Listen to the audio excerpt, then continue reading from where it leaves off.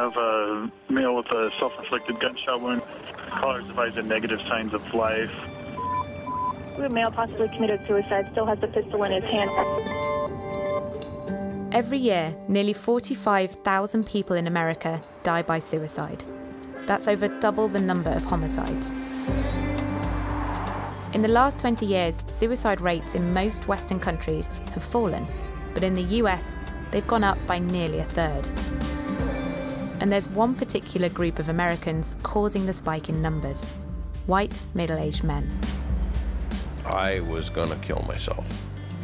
I just said, dude, you're just a flunky in the machine and it's time to get the hell out. The largely white state of Montana has the highest suicide rate in America, at double the national average. Get busy! I want to try and understand just why so many middle-aged white men are taking their own lives and what the impact of that is here. There was another gun there, and I thought, can I catch up?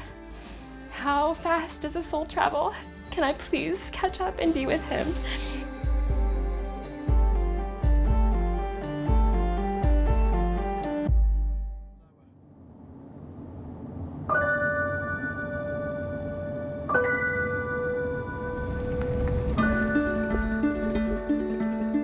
I've come to Flathead Lake in western Montana, where kids are gathering for a summer camp.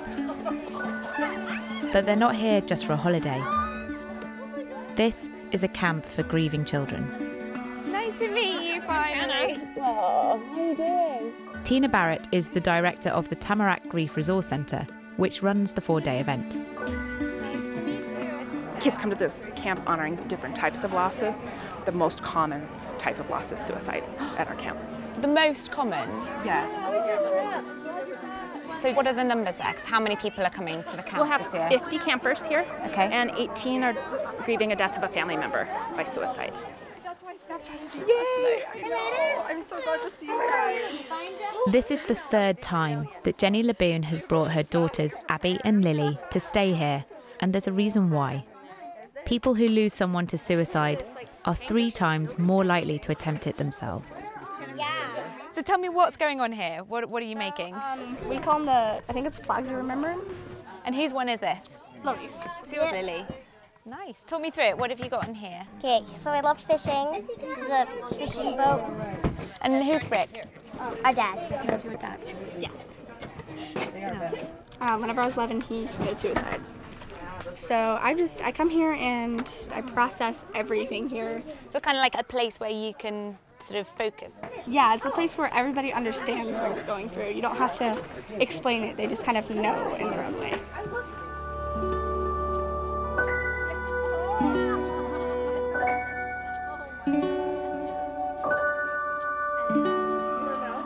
There's a lot of them that say dad. What do you say to the girls when you're saying goodbye? Be strong the way I know that you are. I love you. I'm here. Connect with everyone and heal. White middle-aged men have the fastest growing suicide rate in the US. I want to get behind the statistics and find out more about one of these men, one of these dads.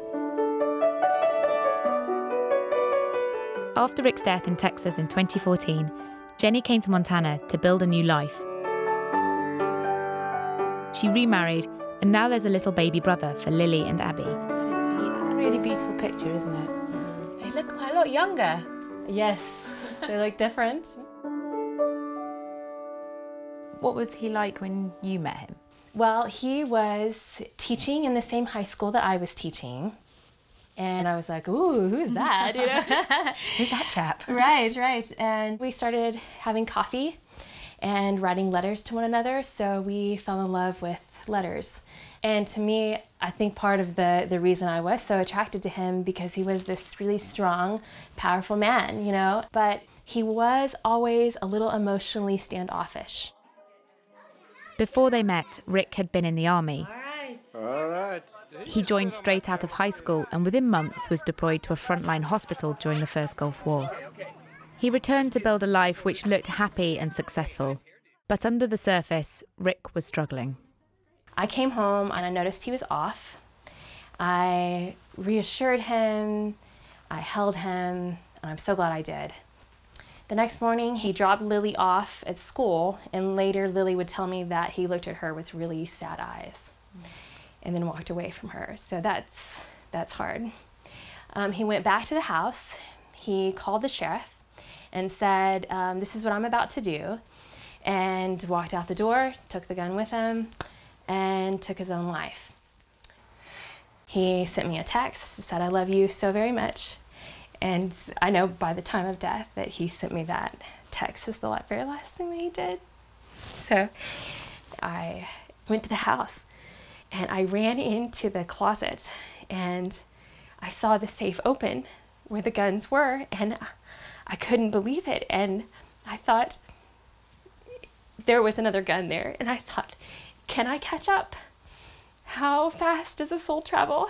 Can I please catch up and be with him? I cannot imagine how that day must have been. Yeah. I'm so sorry. Well, unfortunately with suicide, everybody goes back to that day or the few days before and says, what could I have done? I think, my goodness, I would have, if I had any idea what he was going to do, I would not have gone to work. I would have lost my job. I would have done anything to keep him from doing that. Yeah.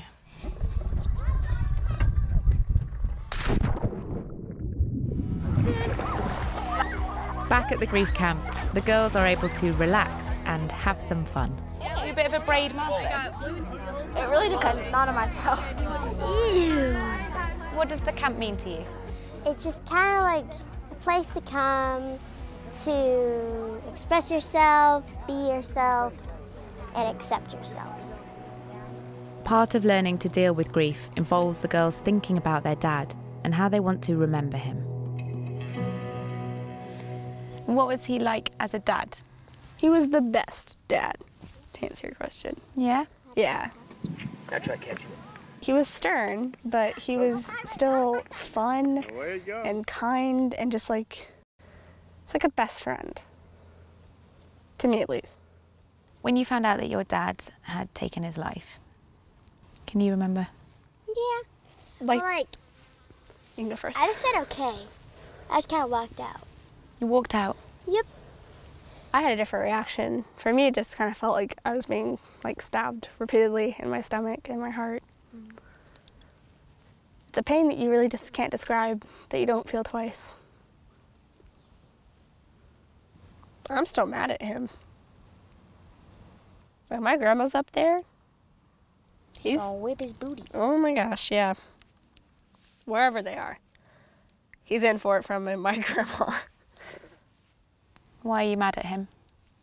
Because he left. All right, you'll have a good time. Yeah, he left with a lot of promises broken. What were those promises? That he'd never leave. That's the biggest one. And just little things like threatening my first boyfriend or walking me down the aisle or taking me to my first school dance. Just things that your dad is supposed to do with you that he's never going to do with me. In the last 20 years, suicide rates for white middle-aged men have skyrocketed, whilst those for Black and Asian Americans haven't changed much. Just south of the camp is the largely white county of Missoula, where there has been a 50% increase in suicides in the last 5 years.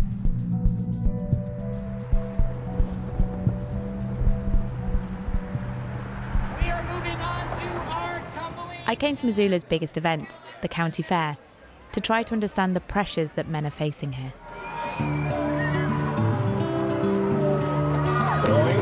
First number is B4. B4.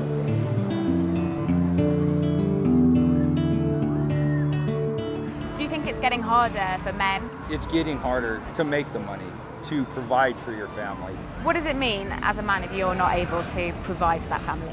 It just feels like I failed. I failed my wife, I failed my kid. Give these guys a big round of applause. Do guys talk to each other about their problems? No. No? In general, no. No? Okay. At least none of the guys that I know. I love animals. I met up with Mayor John Engen, who was born and raised in the county. Today, Missoula, Montana is much different from it was when I was born in 1964.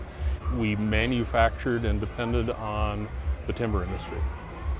That industry was largely a man's world. It's truck driving, it's logging, it's equipment operation. If you're a person of my generation, much of your identity is wrapped up in what you do. What's the first thing you ask a stranger in a social situation? What do you do? What do you do? Yeah. So for a very long time, the answer might have been, I'm a logger, which meant you put in a solid day of work for a reasonable wage. Yeah. And at the end of the day, you provided for your family, you've created a product. When I ask people what they do in Missoula, the answers are far more complex than they used to be. I'm between jobs. I don't do anything right now. But this is what I was. This is what I was, right? And in a world where you grow up with that label, and that label is important, and suddenly somebody tears the tag off, who are you? But this isn't just a Rust Belt town in decline. Missoula's economy is thriving. But the old jobs are disappearing, and many white working-class men are feeling left behind. The folks you see here today, a lot of them are going to be from places where what was the traditional Western lifestyle is still very much alive to them. That sense of self-sufficiency, and that you ought not rely on really anybody but yourself. And as boys were taught from a very young age, man up, toughen up, you don't cry. Well, when problems compile to a point that you can't shake it off, and there's no way in hell that you're going to have a conversation with another adult human being about how miserable you are, your options start to narrow considerably. It's hard not to see a connection between the distress felt by so many of these men and the challenges of adjusting to a changing world. White guys have had it pretty good for a long time, but some of the edges are being nipped at. If I'm not the boss, who am I? If my boss is a woman, what does that mean for me? If my boss is a Muslim woman, what does that mean for me? That's not the way I grew up. None of that was the way it was, right?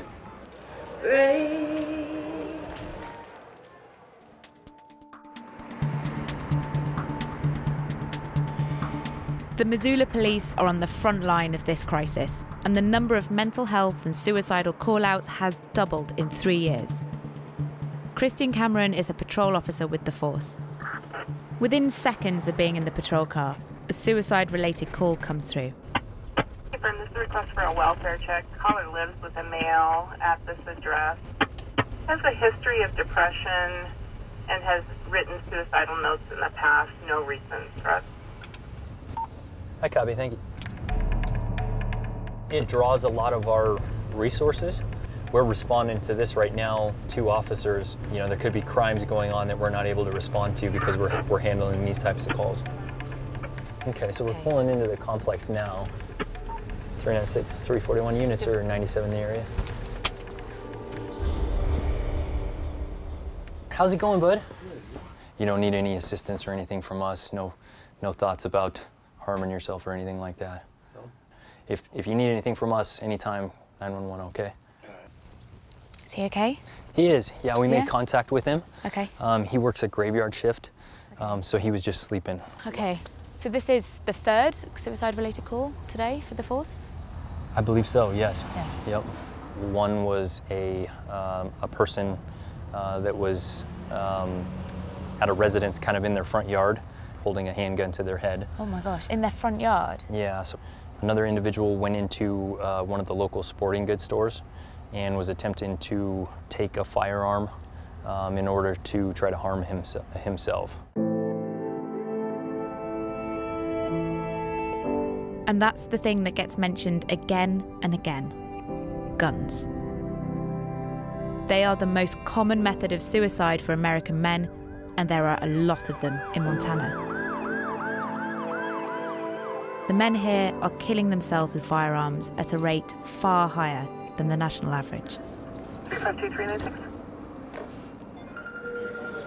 In Missoula, people in suicidal crisis are brought to St. Patrick's Hospital, which is coming under increasing pressure. Hey, it's Brooks. Brooks Bear is a mental health professional here. You're such a busy man. You know, that's just the way this job goes, is it's just a lot of chaos. So you work a straight through 48-hour shift? Yeah, I'm covering the emergency department for a 48-hour stretch. And how many people would you see in your shift?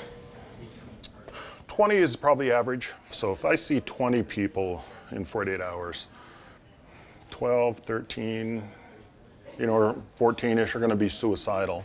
And what are you seeing? Is it getting worse? Oh, it's getting, I think, much worse.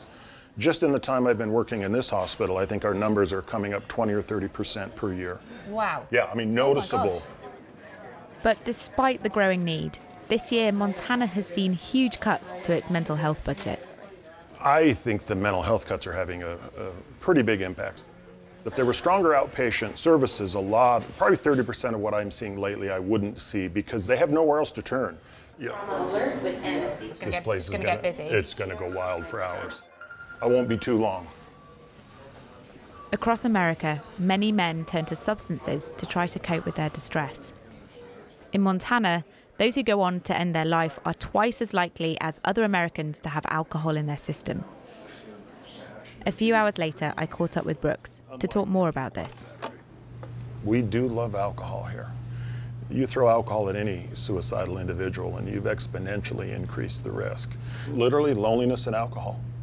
Honestly, I just talked to so many men who just talk about this crushing loneliness. You know, loneliness literally hurts. The brain reads loneliness like physical pain.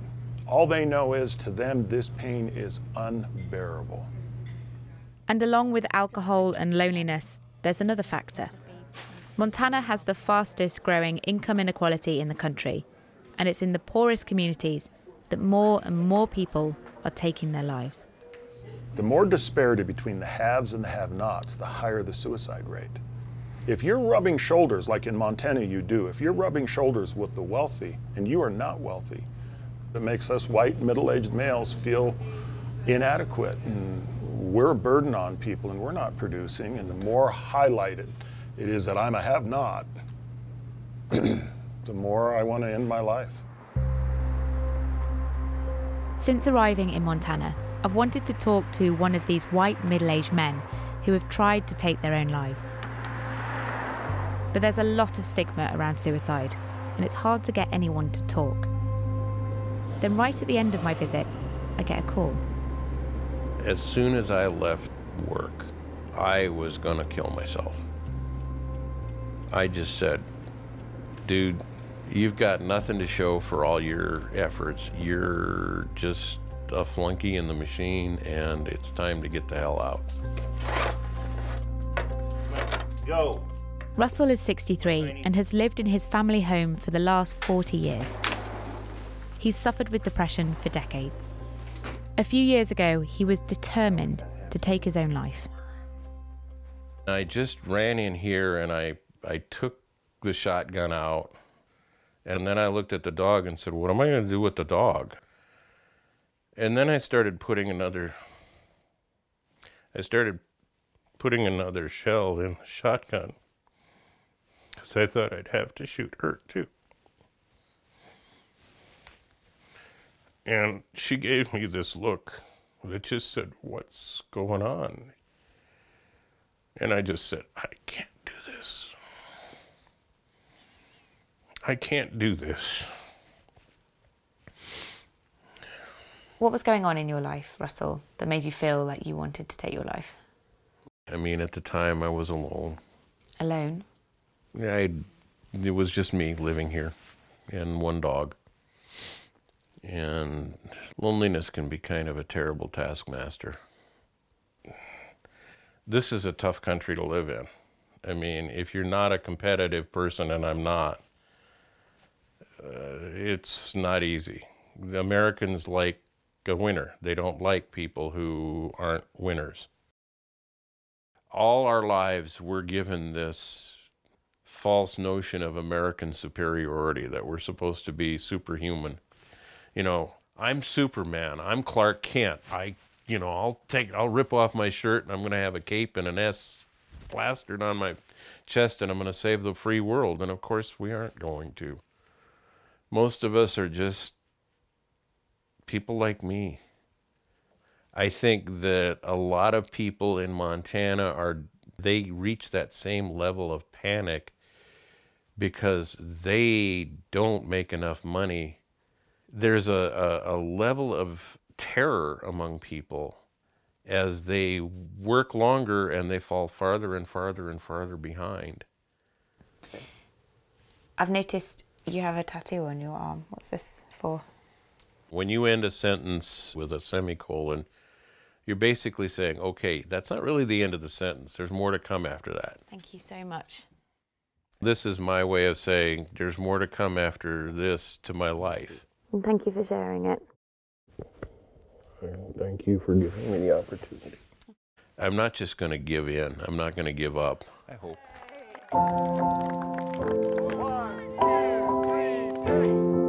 Back at the grief camp at Flathead Lake, things are drawing to a close. There is no single reason for the growing suicide crisis amongst white middle-aged men in America.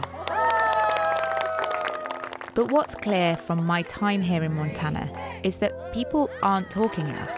And that's one thing that this camp is trying to change. It's okay to seek help. It's okay to have tough days. And when we do, it's okay to ask people that we feel like are hurting. Asking about suicide doesn't cause suicide. Camps like this are rare, and coming here year after year has been truly life-changing for Jenny and her girls. And it's given them hope.